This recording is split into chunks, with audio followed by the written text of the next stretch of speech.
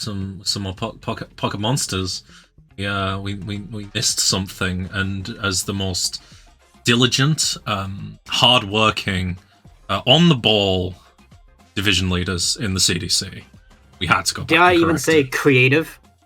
In creative, definitely. Yeah. Without any further induction. I'm here again with my busy Matt. Hi. So, do you want to read Buffy's or Lamorcus's team? I'll read Buffy's.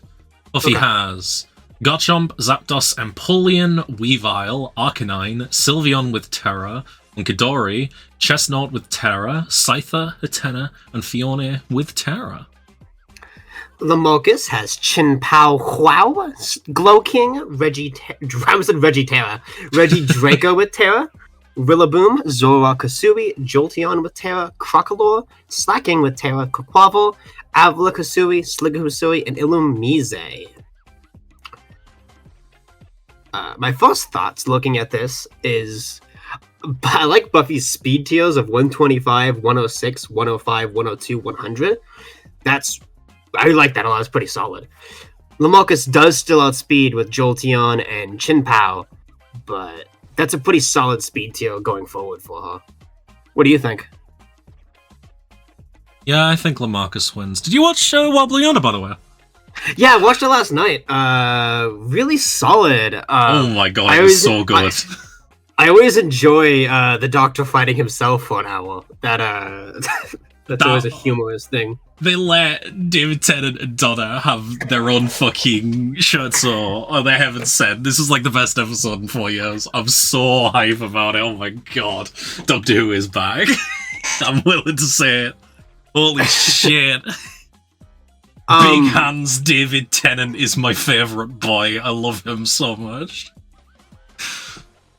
Yeah, no, I was not expecting that. I didn't know what I was expecting when you hyped it up so much, but that's not what I was expecting. They were talking about this on the podcast. I find this super interesting. This was the one I was really excited for, because out of the three, I knew what the Star Beast was in its entirety, and a lot of people did, because the comic. The third one, we know who the villain is, and we kind of know what a Russell T Davies finale looks like. We know like a lot about what it's going to be. They kept so quiet about what Wild Blue Yonder was going to be about.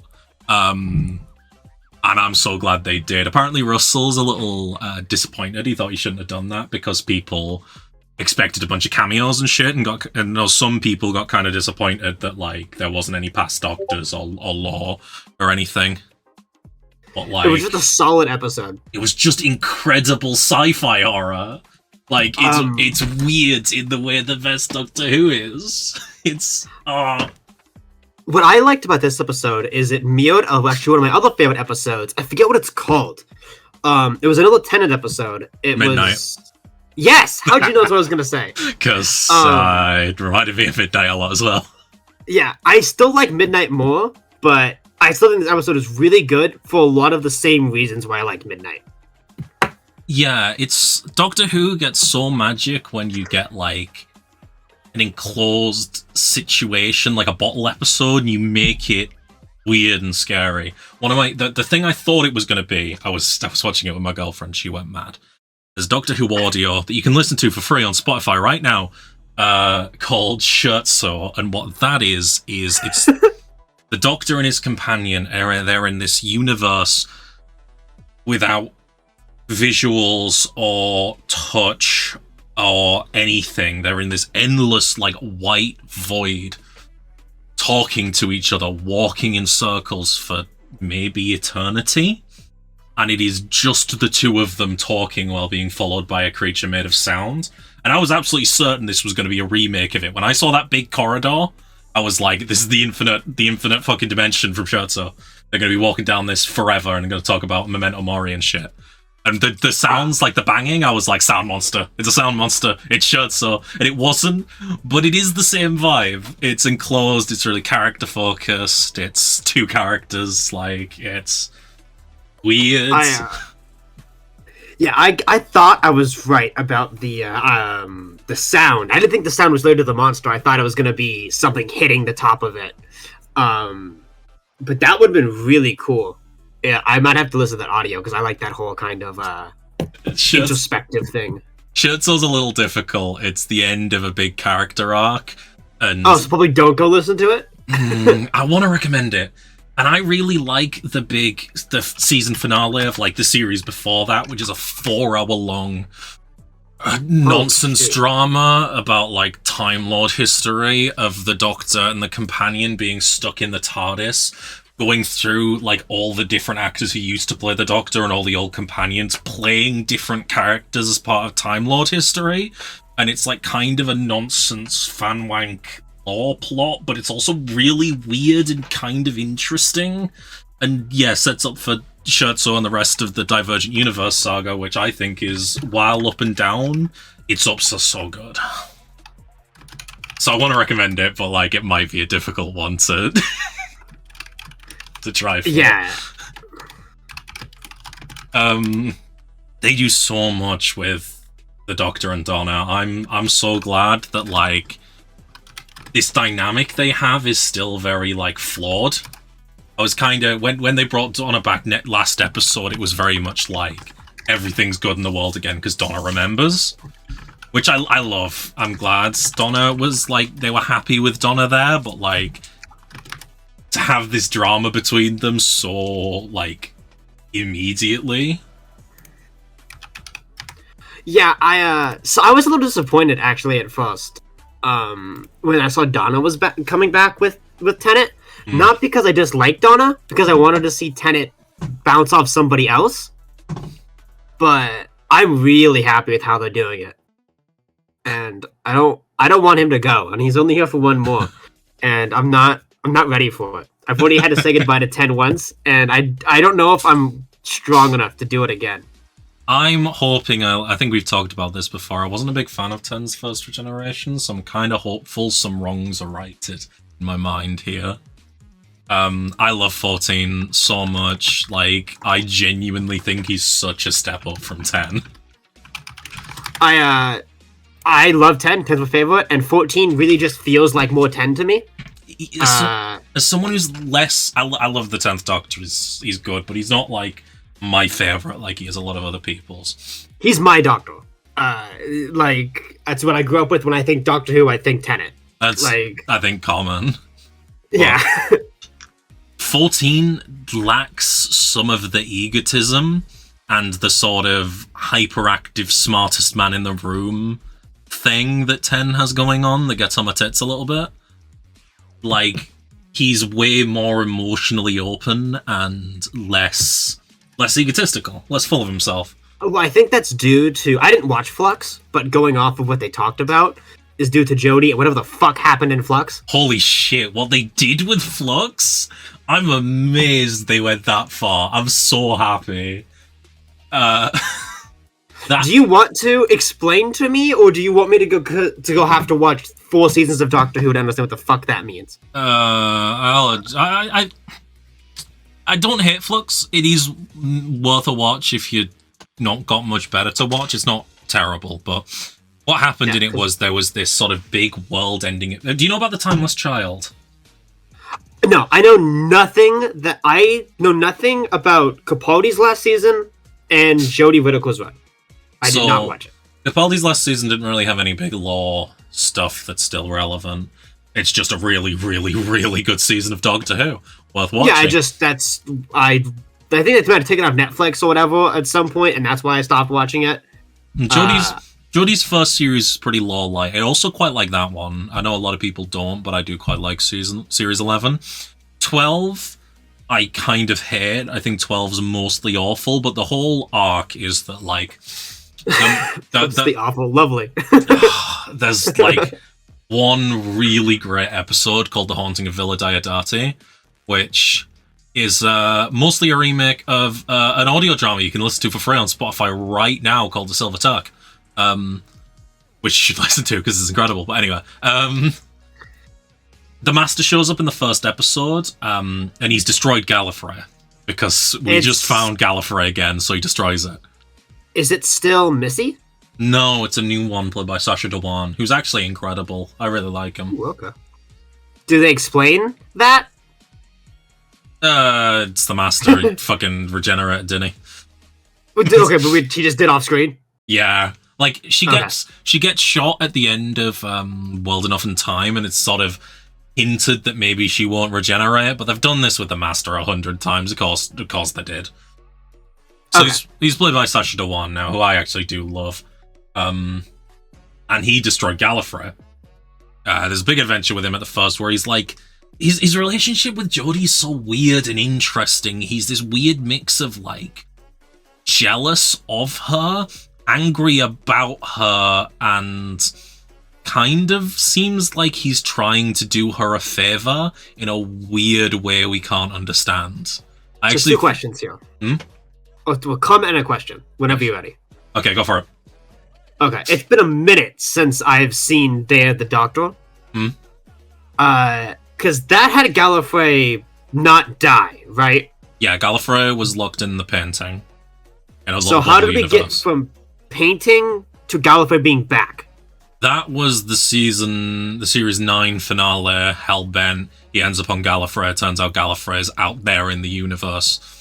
And he finds it again at the end of that, which Hellbent is a fucking terrible episode. We won't talk about it. Is that probably why I don't remember that? It's the one that comes right after the absolutely excellent one. That's just Peter Capaldi in a castle on his own for an hour.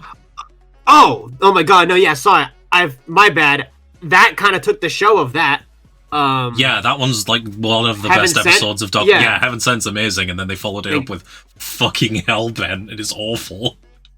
I do like the names. The names though, they're cool names. Anyways, I'm a really my other comment I was gonna say, not just talking about how much I like that episode. I like how the gender swapped between the Master and the Doctor for that interaction.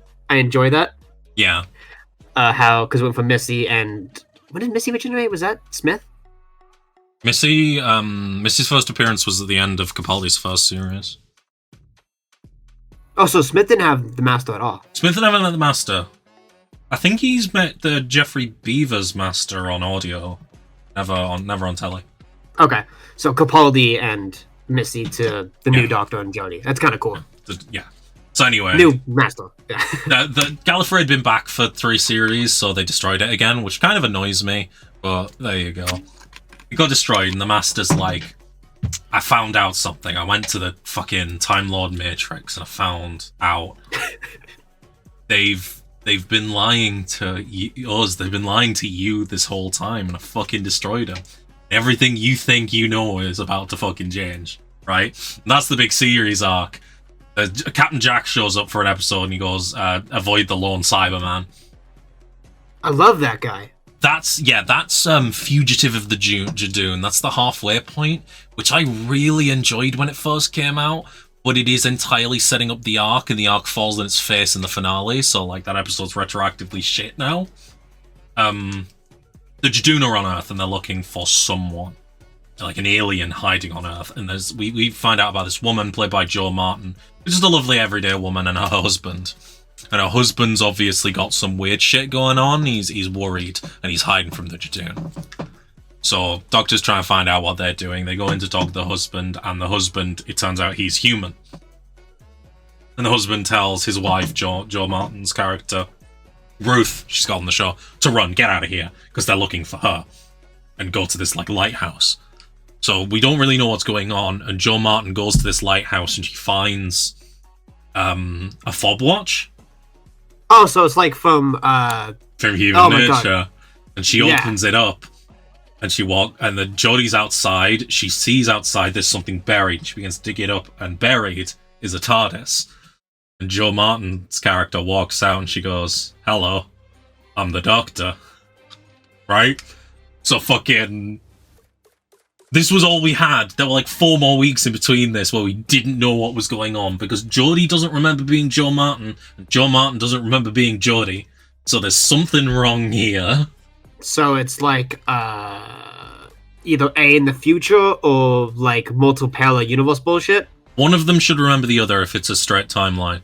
Presumably Jo should Jo should remember Jodie, because we've not seen Jodie as Doctor yet, as far as we know. So that's set up, and in the finale, it turns out that, and this is the bit Okay, to preface my opinions on this one, Doctor Who has been making the Doctor more important to the lore for like 40 years now. It's really... I don't appreciate that. I like that he's just some Scringolo from New Jersey, like in a box.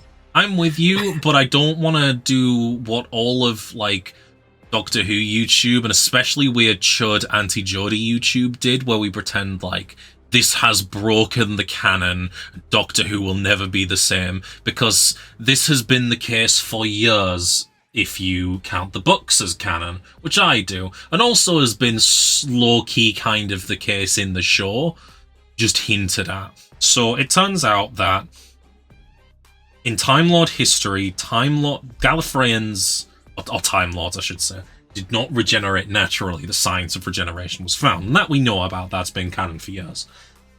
It turns out that there was a scientist called Tecteun who found a kid at the bottom of a monument with a portal at the top of it. This kid was able to regenerate, and Tecteun reverse engineered that regeneration into Time Lord DNA. Now that kid was the Doctor. Of course it was. Yeah, I don't like. It's lame for all the reasons you know. The episode's also like a 70-minute lore dump, which sucks. Sorry, what are you gonna ask? So does that completely? So does it the time? Two questions then. Mm-hmm. So since the Doctor can regenerate since always, and it's not a Time Lord thing, does that mean the 14 regeneration thing is bullshit? So we already got away from the 13 regeneration shit because the 11th Doctor pulled some bullshit in his last episode. Yeah, I know Smith got the shit from the fucking crack in the world. But it's sort of implied that, there's been far more versions of the Doctor than 14 that we didn't know about. Which also was canon, because in a 4th Doctor episode, it revealed that there were 4 incarnations of the Doctor before the first Doctor. So, like, that question was never answered, and now it kind of has been. But, like, yeah. So why is the first Doctor the first Doctor? Why is that where the memory is? Because they keep wiping his memory to make him think he's, like, a normal Time Lord for some reason. It's implied there's memory wipes all the way through, and we don't really know how many Doctors there are.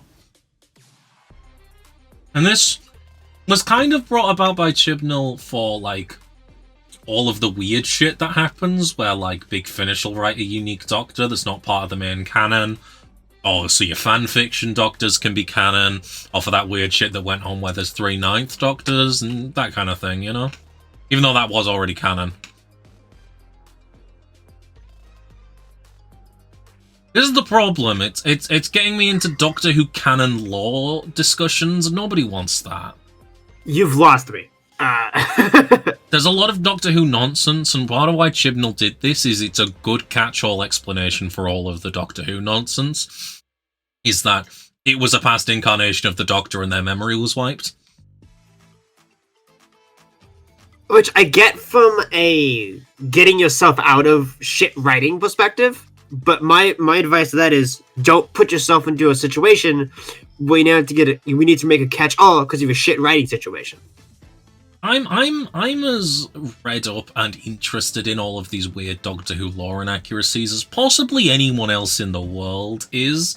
Like I'm probably one of the people you meet who is read up and knows the most about these weird lore inaccuracies. And I literally don't fucking care. You don't have to explain this shit. The show's been going for 60 years. You're gonna get some fucking time weirdness. Travel. The universe resets every 30 seconds in this show. I don't care. There were 3 9th Doctors. This is one of my favourites, right?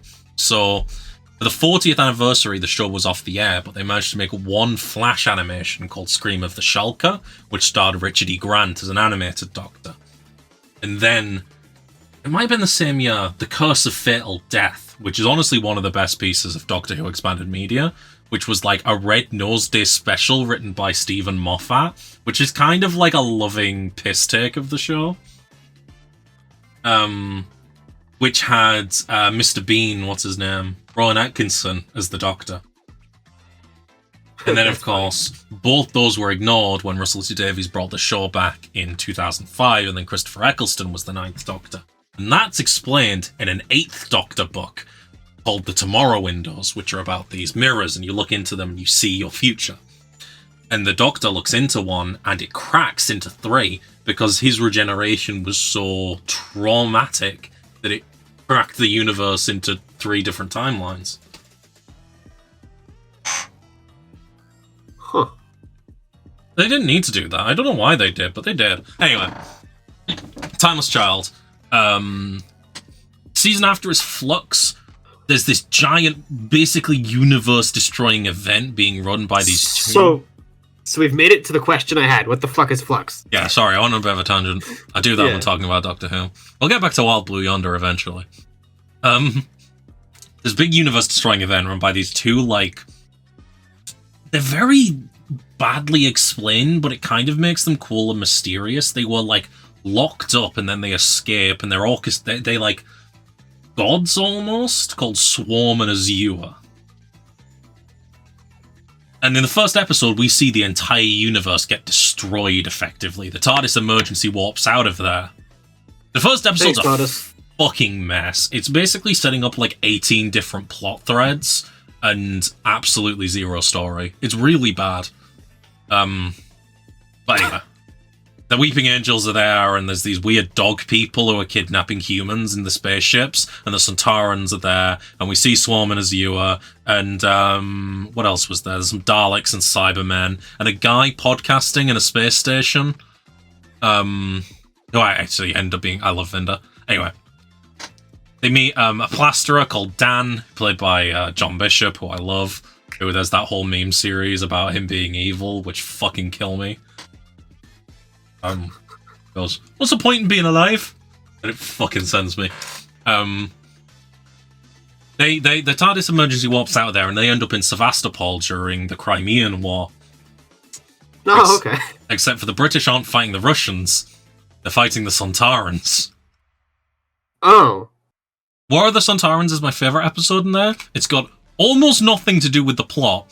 It's got my favourite 13th Doctor moment, and it's really good Sontaran shit, and I like me some good Sontaran shit. The only thing that happened... They're the little potato guys who like to fight, right? Yeah, that have been done almost universally terribly in New Who until War of the Sontarans. I love them in that. They're fucking brilliant. The only thing that happens related to the plot is that Yaz ends up getting teleported to a planet called Time, the Temple of Atropos, and I'm sad I remember that. And there are these 6... Is it ass? It's a really cool effect. I'm just annoyed I remember the dumbass lore shit. It was called the fucking Temple of Atropos. Why do I remember that? Anyway, so yeah, they're on...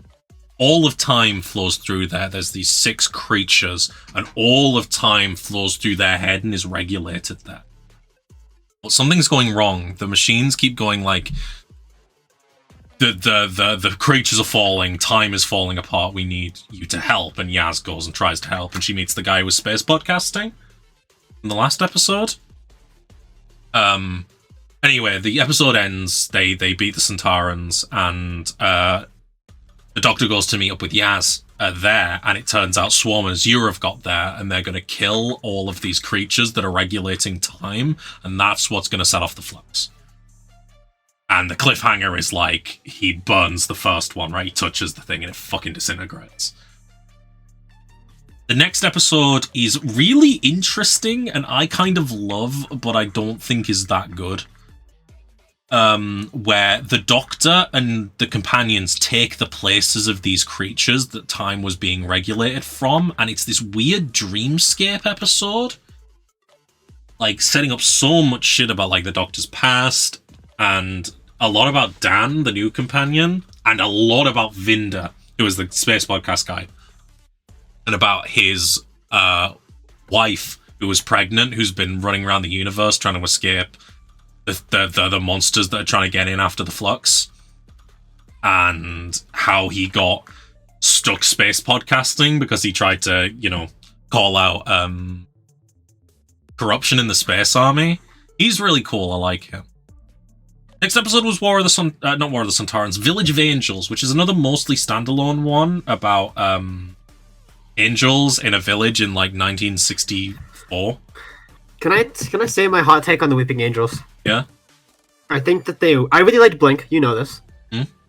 And then I really liked City of Angels. Is that the one with? You're thinking of Time of Angels, Flesh and Stone. That one, yeah. Yeah. I really like that episode. Every single angel story after that I've seen has been terrible. That's not a hot take, I gotta tell you. Is it not? Is that the genuine consensus that they had two pretty good outings and then have just been mediocre? People are pretty mixed on Time of Angels. I really love Time of Angels, but people tend to love or hate that story. I don't. A lot of people don't like Angels Take Manhattan, and I'm with them on that. I don't like Angels Take Manhattan. I liked Village of Angels a lot. It's not standing up to Time of Angels for me, but like it's pretty good.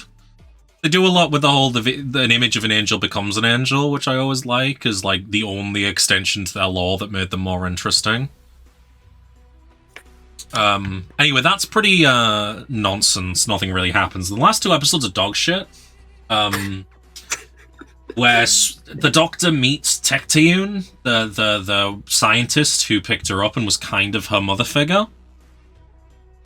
And they're running this. Oh, it's not the Union. What was it? The Fugitive. No, the Fugitive Doctor was there's a name for the company she runs, which is basically this like Fugitive Doctor. The fake Doctor, not the fake Doctor, Joe Martin's Doctor that we found out about in The Timeless Child. Okay. So yeah. Anyway, she's running this thing, this agency, and Swarm and Azure overtake it, and they say like they basically give their evil plan, which is like.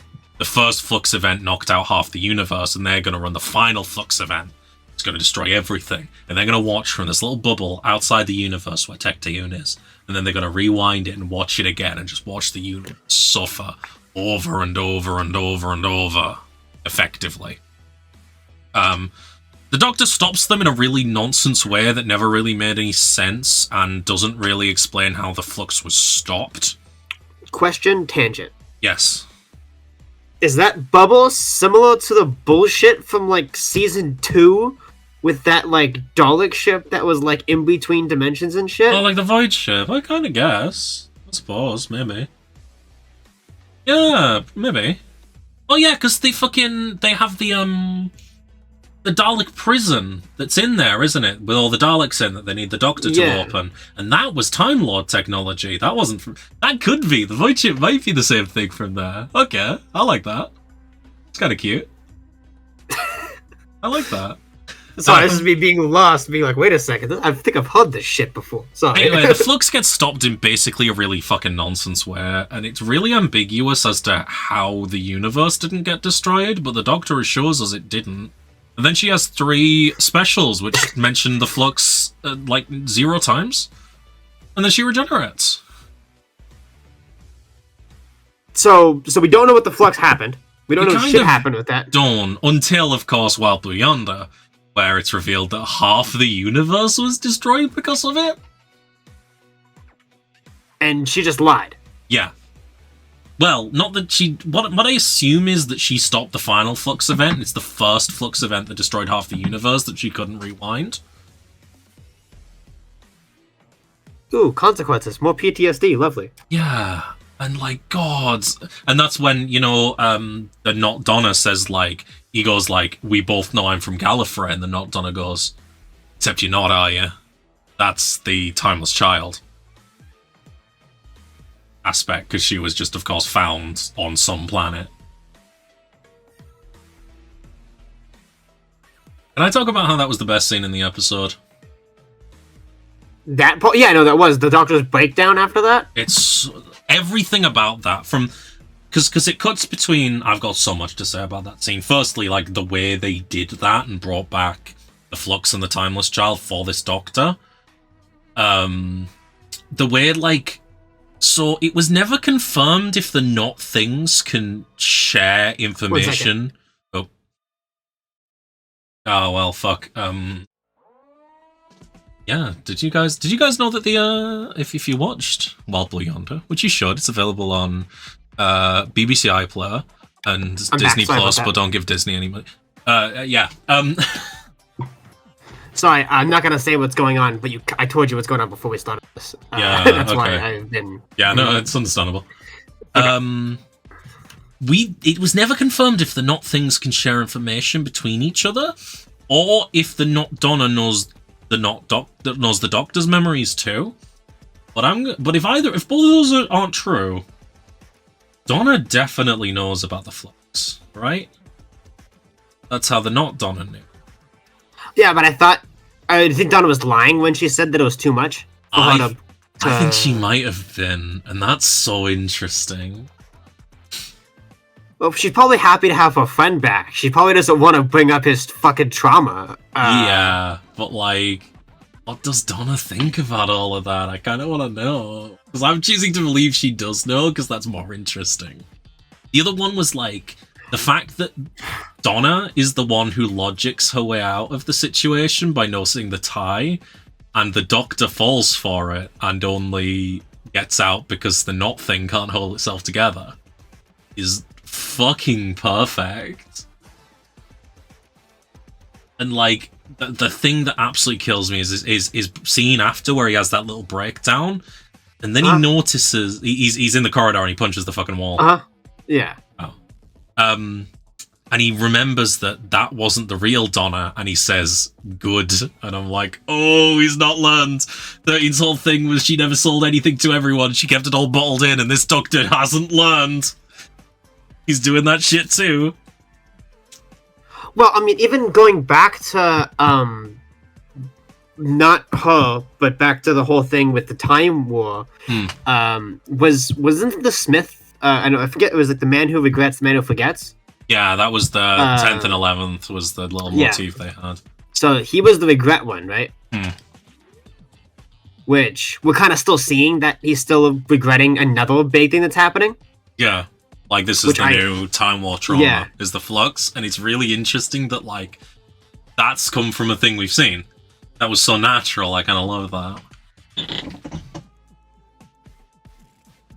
Oh god, the scene where they're looking out at the edge of the universe, that was when I was sold. That. Did you not? I didn't like that. No, I liked it, but I also don't like the whole staring into the void thing. That's why it was really good, but like... Oh, no.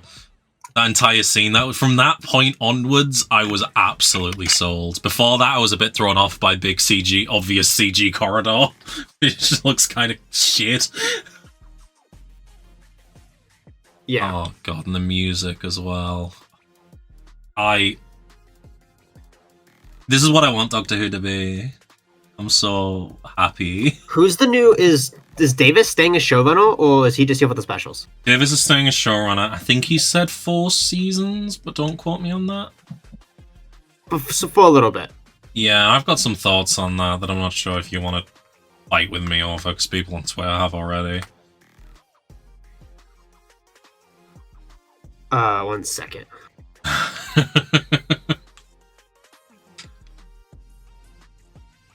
Yeah, sorry, what I was saying. The hands, the big giant David Tennant hands were practical effects.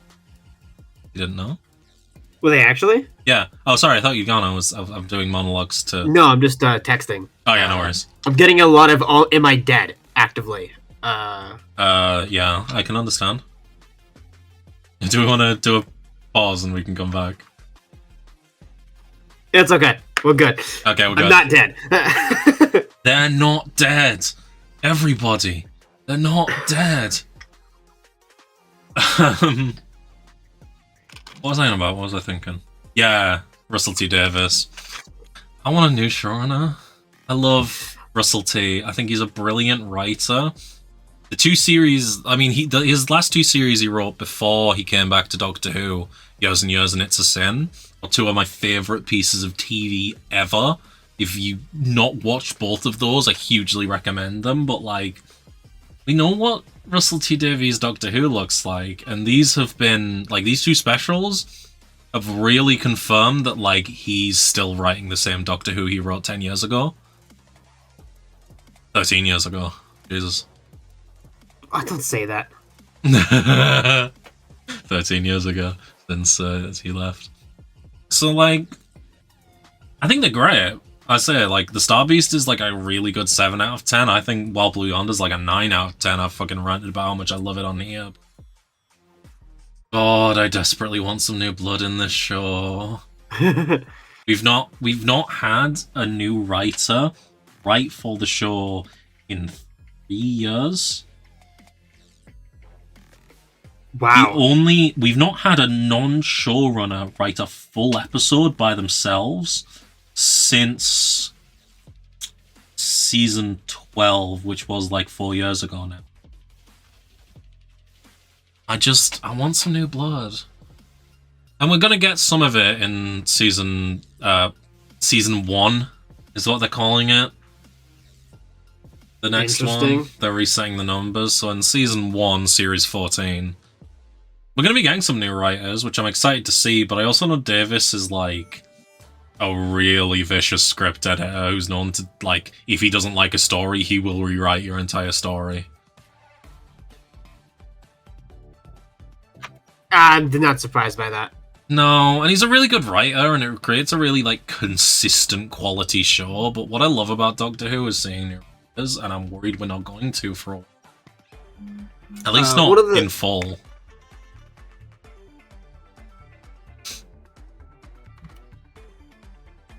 I like that you get to see so many different perspectives on the same character.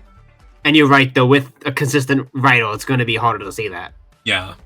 I mean, Moffat is my favourite modern Who showrunner, and he's the least consistent of the 3 by a long shot. I think I'd have to agree with you on that one, honestly. I like, when Moffat stories are good, they're really good. Yeah, unfortunately, when they're bad, they're fucking dog shit. But no, I love that. And I love how many other writers wrote for the Moffat era. Mostly because Moffat was, like, really overworked at the time, but, like, he got so many guest writers in. I honestly think Toby Whithouse, who wrote a bunch for the Moffat era, should have been the new showrunner. He wrote Under the Lake Before the Flood, which was the Peter Capaldi one we were on about with the Fisher King, which I really love. What else did that man write? He's written, like, all bangers and then, like, the pyramid at the end of the world. I don't know what episode that is. Oh, that was in Series 10. You didn't see that one. Toby Whithouse. Doctor Who. What did he write? He wrote School Reunion, The Vampires of Venice, The God Complex, A Town Called Mercy, Under the Lake Before the Flood, and The Lie of the Land. I like all those episodes that I've seen. Yeah, The Lie of the Land isn't very good, but, you know, like, you're allowed one dud. He wrote The fucking God Complex. Let him write more. He's incredible. I forgot he wrote Town Called Mercy as well. I fucking love that episode. That's a great, fun episode. That one's good. So I want him to be the new showrunner, but, like, apparently not. I want Juno Dawson to write an episode for the show. Let her. Oh my god. Like, you've got a trans companion. Let Juno Dawson write a full episode.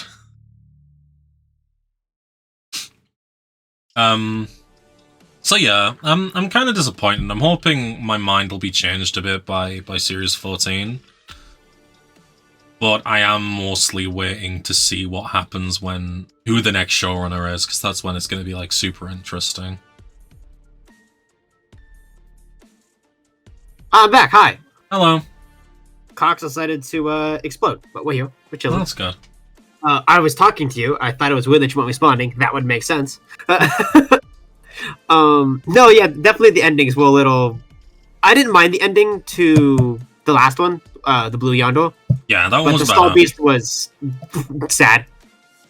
I kind of love that the power of a magic transgender is what saved the world, but, like, I'm not going to pretend it's an incredible ending. It's a bit of a cop-out. I mean, I didn't even hate that. I just wish there was a bit more explanation than just... Binary, non-binary. What more do you need? I guess. Control the meta crisis. Yippee! I've talked about this, but I love the line where, like, they go, "It's a shame you're not a woman anymore, because she'd have got it," as if 13 wasn't a complete fucking mess, and she wouldn't have got shit. I love her. She's a disaster lesbian. I really the biggest comment about 13 I like that episode is when the Doctor pulls out his little magic paper, and it says like Okay. Master of blah blah blah, and it's like this is Mistress, and he's like it's lagging, it doesn't matter, let's go. Just completely, just kind of almost annoyed, like I don't give a shit, let's go. It's just I love it. It's The other one where fucking Donna calls the Doctor a homo in the most in Wild Beyonder, that was best. yeah. Oh god, I don't know what. I've been arguing with my girlfriend because I don't see the Doctor leaving Donna behind again. So I think she's gotta be gone by the end of next episode, and I don't want to see that.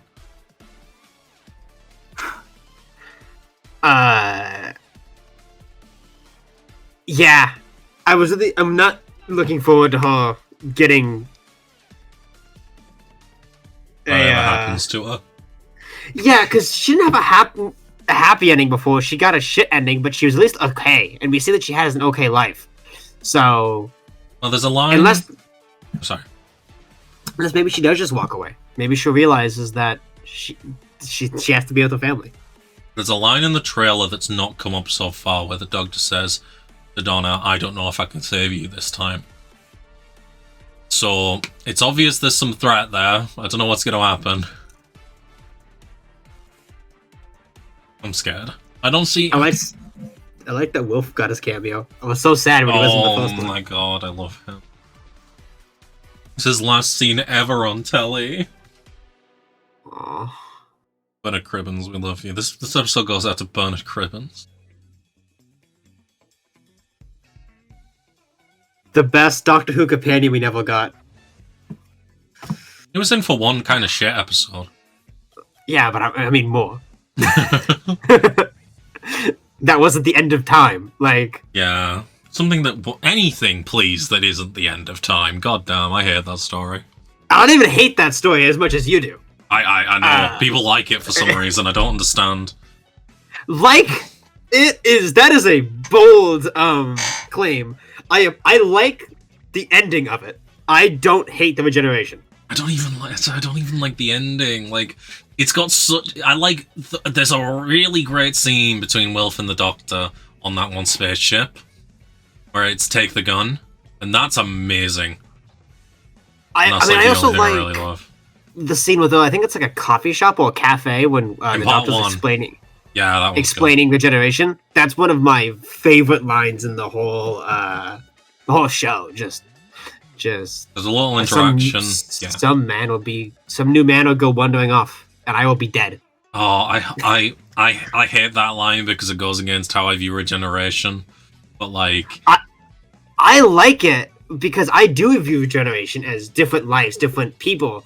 Like the Doctor's still the same person, but the quirks, the personality is different. How they interact with the world will be different depending on their body and their experiences. Their personality is still different. It's hard when I say this. I'm drawing a single sentence conclusion out of 60 years of sci-fi TV. So, like, it's not really clear, but to me, the overarching sort of theme of Doctor Who is change. It changes constantly. The main character changes. It needs to. That's how it lives. That's how it survives. That's how it's gone on this long. To me, regeneration's part of that. It's accepting change so openly and excitedly and as necessary. And 10 didn't want that change. That was a big thing with him. And it's also why I like that line so much. I hate it because... This is just going to come down to our opinions on this one thing, is I like that and you don't. It is, but at some point I'm going to get you to watch The Case of Androzani and convince you that, like, there's a better way. I don't doubt that there's a better way.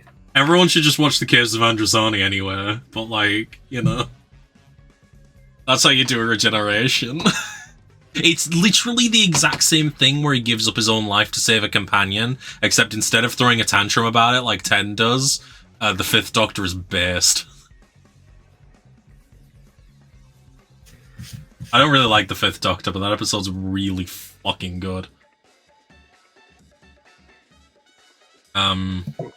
We should stop talking about 10's generation. We're never going We're to never going to find... agree. common ground. Yeah, I was just making another argument. I'm like, I don't want to keep. This is just gonna go in circles. We're gonna go in circles. God, let's be happy that Wild Blue Yonder was the best Doctor Who episode in 4 years. Oh my god, it was so good. And of course, so I mean, good. I'm just saying this much: the best Doctor Who episode in 4 years. It has Tenet. Not putting 2 and 2 together, but There's a Jodie episode I think I like more than it. So like, I think there's 2 Jodie episodes I might like more than it. I don't know. It Takes You Away I think I like more. But I am like... Apparently, like, people aren't as big on It Takes You Away as I am, but I fucking adore that episode. That one was underrated. And I like Demons of the Punjab a lot as well, but I think I preferred Wild Blue Yonder.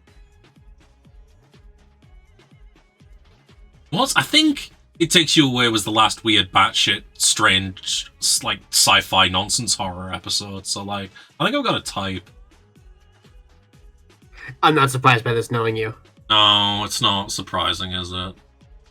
That episode ends with the Doctor talking to a frog on a chair who's actually, like, a sentient universe about how they're going to be best friends forever. And you expect me not to think this is the peak of Doctor Who? It's brilliant. I was going to say watch that one if you're going to watch 13, but that might be a weird place to start with 13. If I'm going to watch 13, I'm just going to watch all of her shit. Like, I'm not just going to watch one episode. You have to slog through Series 12. That one's real bad. But I like 11, and I think Flux is okay. I mean, I watched Capote's first season. That was ass. Oh, so yeah, none of her... Actually, 12 might be as bad as that, but our other 2 are much better. Oh my... I like Capote though. He could sell me a rune with shit writing. Hopefully, I like Jodie enough. I watched Jodie in that Time BBC drama, which was pretty good. I like her. My biggest complaint with Jodie in general is I don't like her outfit. I don't know if you've talked about this before, because it is the only Doctor Who cosplay on is Jodie's Doctor's outfit. Okay, I don't hate it in a vacuum. What I don't... Every other Doctor is more formal or like in a suit, and I wish they would have given her a suit. I don't like the whole sweater vest overall thing. Not that it's bad, it's fine. It's just... I like the formal wear, I like the suiting. I like... It makes him look distinguished, or her distinguished in this case. But it doesn't, she's too casual. I don't know, like, Ninth Doctor wore a fucking leather jacket and DMs. Yeah, he did. That's also what I thought about as well. But at least had the overcoat. I like the overcoat. I like that they have like a thing they can take off when something gets shit at the fan. Jodie has the big grey coat. Does she? Okay, I've only seen her with the overall sweater vest. It is a very different design sort of sensibility than they've ever gone with. It feels very like 70s and 80s, which like was of course after the first and second Doctor, and then by the time they got to the 80s, all the Doctors were skewing like a little bit like older in their outfit designs. Monhu was I don't know. I don't hate the outfit. Like I just want to say I don't like her outfit. I'm saying in comparison to everybody else's, like it's still an okay. I think she rocks it. I just wish she was in a suit. In some of Flux, she has a black coat, like a dark blue coat instead of the grey one, and honestly, she looks way better in that. I wish they went with blue coat for like full time. Love that. I love that look. I'm not a massive Jodie fan, but I also do not agree with the weird internet consensus that it's the worst Doctor Who ever got, because like, have you seen some of this fucking show? God damn. The worst Doctor Who ever is at the darkest pits of hell, and Jodie most of the time kind of gets to like a 4 out of 10 kind of boring. Like her era is like by far not the worst ever, and she's got some absolute bangers. Yeah, I mean, I bet she has some good writing, and I'm going to respond to this text message, and then I'm going to tell you my opinion on what I wanted from Jodie. Go for it. Sorry, everybody is asking if I'm dead. Are we going to qualify this, or do you want me to cut this out in the video? big event happening where I live that I was at, but I'm not at anymore. But everybody in my life knows I was there, so that's why. I'm fine. Now you can leave it in. That's my qualification. There's a qualification. Guess in the comments. Derp, you're starting that CDC Theories channel. What nearly happened to Maki?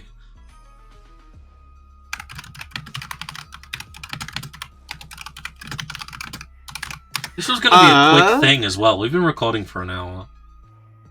Oh, I mean, I'm having fun. Just I am also bullshitting. having Are we going to post this entire thing? Yes. Okay. Okay. I was excited to see Jodie as the Doctor, because I think there's a lot you could play with the Doctor being a woman. Yes. And I haven't seen her arc, and that's not even because I have an issue with it. I just, like I said, I stopped watching mid-Capaldi just because, you know, when you stop watching shit or when it get taken off how you're watching it.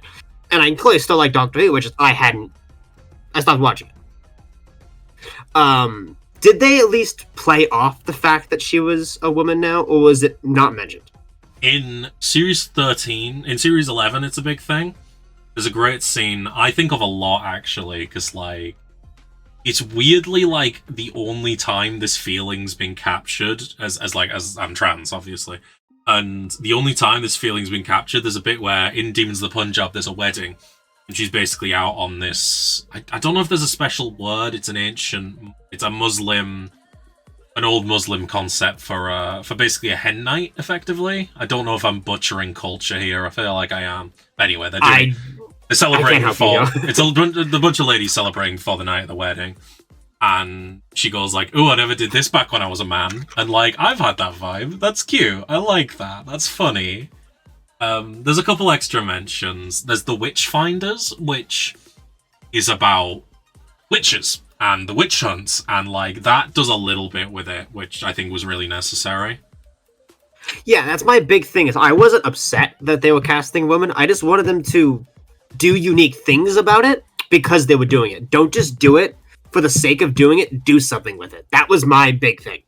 Well, a lot of the writers didn't know it was a female Doctor when they submitted the first draft of their scripts. So a lot of it is there not a lot of, aside from the Witchfinders, there's not a lot of episodes that do. And I think that's kind of a miss, honestly. Like, I know the writers didn't know, but the showrunner did. Chippies did. I can understand why Chibbers did that. Need to stop calling him Chibbers. I did that because you did. I know. I've been calling him Chibbers for too long. It feels kind of disrespectful. It's contagious. Yeah. I'm not a Chris Chibnall here. I have no opinion on him. I haven't watched the show. I can really understand why he... Oh, God. His backlog in Doctor Who is unfortunate.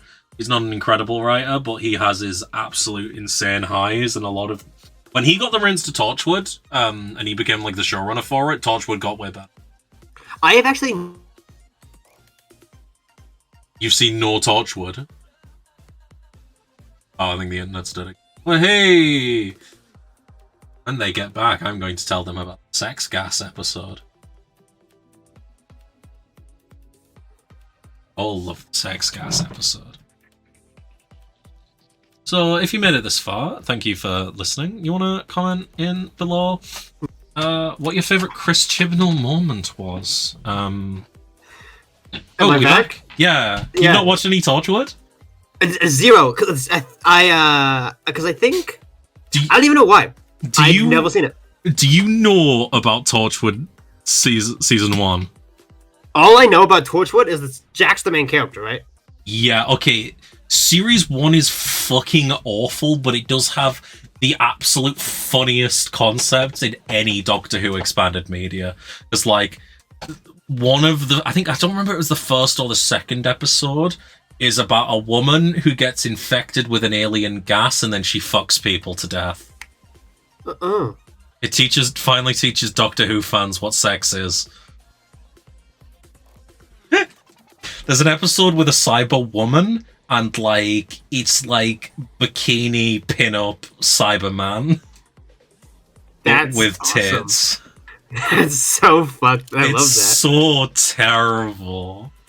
There's a line I always think of where the Cyberwoman puts her brain back in. It's like, is it Yanto's girlfriend? I think it's Yanto's girlfriend. And he's holding a gun up to her because she might still be a Cyberman, and he's crying. And she goes, "When we woke up, a dog was pissing on our tent," and Yantod like breaks out into tears. And that little clip, out of context, is the funniest thing ever. Anyway, Torchwood got good in Series 2. And then it did Children of Earth and Miracle Day, which I really love both of.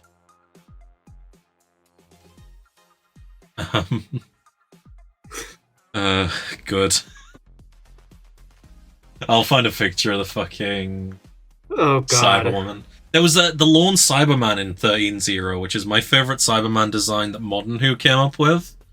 It's not my favorite Cyberman design in Modern Who, because they brought back the Mondasian Cybermen for Capaldi's finale, which is incredible, by the way. World Enough in Time, The Doctor Falls, it's like the best Modern Who finale. But yeah, anyway, they brought back the Lone. They made this new design called the Lone Cyberman, and I love him. And I've written multiple fan fictions between him and the Cyberwoman. I want them to kiss.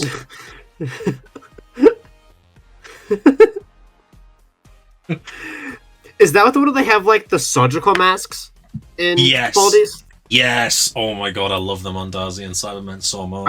I've only seen picture, obviously. I haven't seen that. That was the original Cyberman design from 1966. Oh, that's cool. Yeah, and they brought them back, and I say it's the best design the Cybermen ever fucking had. They're incredible. They're disturbing. You like the Cybermen, right? The Cybermen are like my favorite villains in anything. I thought so, yeah, because you like the whole body horror aspect of it. Yeah. Yeah, I'm not a big body horror fan, but Cybermen are pretty cool. I fucking love.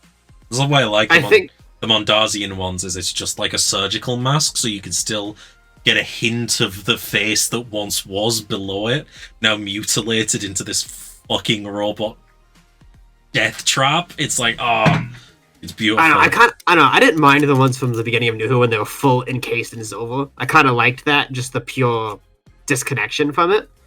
The designs are decent. It's really what that first episode does with them that sells them. Because, like, it's one of, like, the 2 times New Who actually did something with, like, the body horror conversion aspect of the Cybermen, which is kind of the bit I care about. That's fair. And then almost every single time they were brought back by Moffat, they were generic space war robots, and I wanted to kill him. What about the one time where, like, the doctor gets half converted? The chess game. Did you like that? I don't hate that episode. It doesn't feel like a Neil Gaiman written script, which is what mostly gets to me. It's like a fine episode, but when you open your episode with written by Neil Gaiman, I expect better. Was that in series 5? 7. 7. That was his last season? Yeah, that was a really bad one. Yeah. Maybe I only like that episode because it was surrounded by much shitter episodes. Yeah. I don't know. I like Smith a lot. Smith gets some great episodes, and he gets some fucking dog shit episodes. Smith's first series is my favorite series of New Who. It's what I want Doctor Who to be. Matt's first season of Doctor Who is also my first favorite season of New Who. It's so good. And then he slowly declines in quality until he becomes a different character who I hate. I like one episode of his final season. Is there a Town Called Mercy? 2 episodes of his final season. I think I mentioned a lot. I really like Rings of Aachen last time we talked about Rings of Aachen 10. I think that one's decent. Not my favorite. It's the speech at the end really sells it on me. And it I really like is like the thing about it.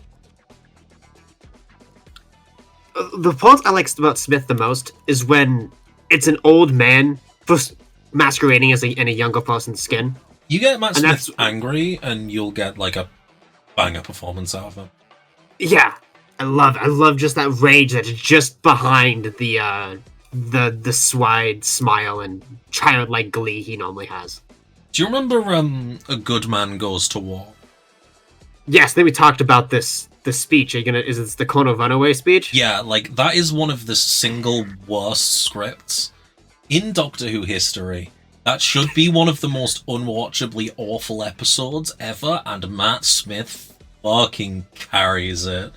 You know what's funny is I think another speech in that episode is also really good, or saying in that speech, and it should also be awful. I think we talked about this last time we talked about it. You brought this up.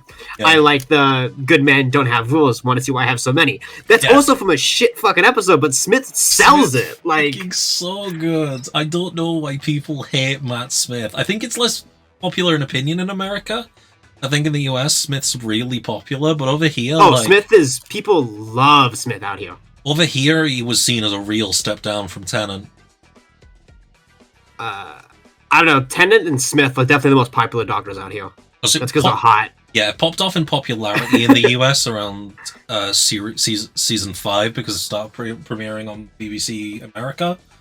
And then, like, season 6 did that whole arc set in the US as to, like, capitalize on it. I think that's when it popped off over there. Hey, I like that whole arc was in the US. No bias. I hate... What was the first episode called? The Impossible Astronaut. I think that episode's pretty ass. I like the opening. Yeah. I think that episode's mostly ass, and the fact that Day of the Moon is as fucking incredible as it is a miracle. Because part 2 is great, and it carries the start of Series 6. I think Season 6 has one of my least favorite episodes of Doctor Who. Which one? Let's Kill the Moon. Oh, wait. Let's Kill Hitler or Kill the Moon? Both. Okay, well, both are terrible. Only one of them's in Season 6, though. Okay. The one with the spider moon is awful. I hate that episode. That's a Capaldi episode. That's a Capaldi... Dude, oh my god. Yeah, that's Clara. That's Clara? Clara's in that episode? Yeah, she has, like, the only watchable bit of the episode is when she has the little, scene at the end where she fucking shouts at the doctor. No, sis, I don't know shit about that episode. It's not good. It was like a weird abortion metaphor, I think. Was it? Yeah. I think so. I just remember, I have a really vague memory of sitting in my kitchen watching it, eating dinner, and I'm like, this is probably the worst episode I've seen in forever. No, Let's Kill Hitler's ass, though. Let's Kill Hitler is bad. I thought, A Wedding of River Song was worse, though. I hate that episode so much. I don't think I've seen that episode. It was the finale to the whole thing. It was fucking awful. I don't remember it. The way they get out of it, right? So, you know, like, they can't save the Doctor at a fixed point in time. He has to die, right? Yeah. Do you remember? So you remember, like, the shapeshifty robot powered by tiny people from Let's Kill Hitler? Yeah. The way they get around it is that the version of the Doctor that River shoots is the robot. The Doctor's piloting the robot, and they shoot the robot and not the Doctor, which doesn't explain how they got around the fixed point in time, because, like, they still didn't. But that's how they solved the episode. I just hate that anything from Let's Kill Hitler had an effect on a later episode. Is there anything I like in Let's Kill Hitler? I don't think so. I like the bit where Rory says, "Hitler, get in the cupboard." Where he goes, yeah. "Shut up, Hitler." That's a good line. Yeah. Those are pretty good. But that's like, come on, that's It's so bad. It's so awful.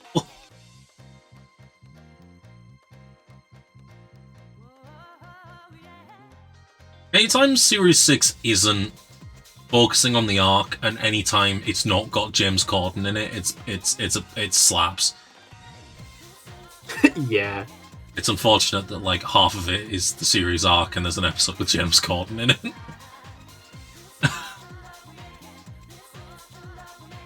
You know that the episode with the first James Corden episode, the one from Series 5, was an adaptation of a comic? No! Yeah, the Doctor... Oh.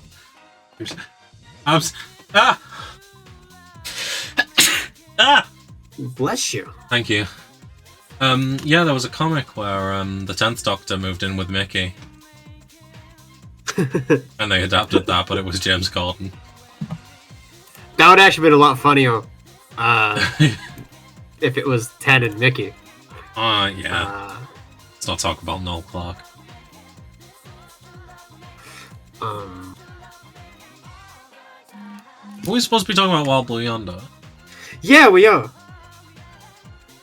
Anything else I can say? I feel like I've said how much I love it too many times. I liked it. I think you liked it more than I did.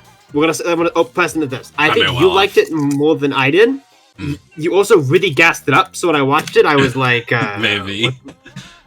Yeah, I was super hype about it afterwards. I say, surprising but weird sci-fi horror nonsense is kind of my thing. Yeah, and I enjoyed that. I think for me is that the last one had more impact, I think, towards me personally. I think just because it was the first time I saw 10 as the Doctor in fucking 15 years. So that had a lot of holy fucking shit. Well, this one was just a good story. That episode had to do a lot to sell me on the 14th Doctor David Tennant concept, because I was really skeptical about it. And it did all that selling. Like, I love the 14th Doctor, but like, I went into that fucking skeptical. It had to do nothing to sell me. I was hooked, line, and sinker off telling me which actor it was. I'm still so skeptical about this big thing, is that the way we bring back Doctor Who is we bring back Russell T Davies, Murray Gold, David Tennant, and Catherine Tate, and that's the only way to bring Doctor Who back. That's how we do it. I'm like, oh, this is setting a bad precedent, and it's cringe and lame, but I also love these people. We just keep bringing back Tennant every single time the rating goes down. It's a genius. Have you watched the the speech he gave at the BAFTAs where he said he was stepping down as the Doctor? No. Because he was saying, if you don't step down now, you'll be wheeling me out of the TARDIS in a Zimmer frame. Oh yeah, I have seen that, yeah. And we're going to. We're gonna wheel him out of the TARDIS. You know he was in Doctor Who twice before he became the Doctor? No. He appeared as a voice in an audio drama called The Harvest, and he did a voice of a guard in the 40th anniversary Flash animation. That's awesome. That's what, I was saying this when we were last talking about it. I love that we've had a big Doctor Who fan and then someone who knows nothing about Doctor Who as back-to-back as Doctors. And Shooty's never talked about his history with the show. I get the impression he's not a massive fan. And I'm excited to see what he does, because you get a really interesting performance when, they're way less familiar with Doctor Who. Yeah. So, going back to what you're saying about wheeling Tennant out of the TARDIS, do you think this is the last time we're going to see him as a Doctor on the big screen? God, no. If they even think about getting Tennant back in the future, he'll say yes. And he'll draw names. There's no way in hell. I think we're seeing Jodie in the future a lot as well. Jodie wants to go back. From everything she said, she's like, I really want to be back in the show. So, I think these two we'll see again a number of times.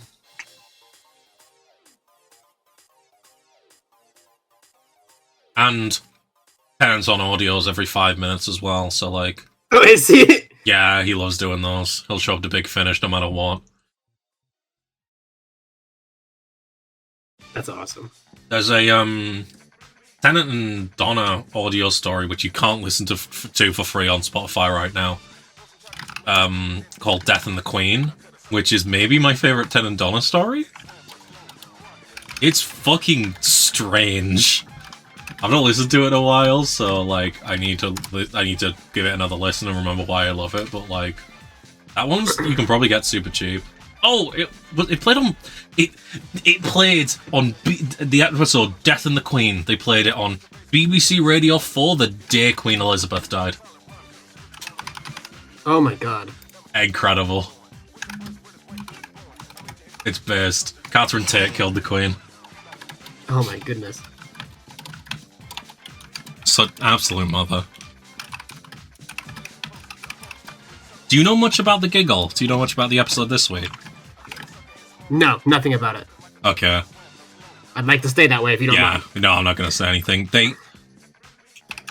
They revealed who the villain is on Twitter a few months ago, which really pissed me off. My guess was right, though. I do have to say, I guessed and I was right. Well, that's really annoyed me, because, they're obviously setting him up as, a mystery. Uh-huh.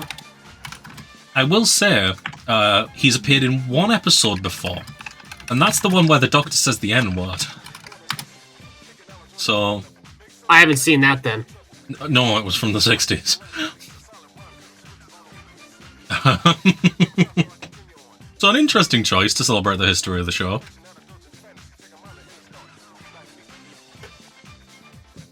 This video is probably going to be longer than the full pick'ems for this week, by the way.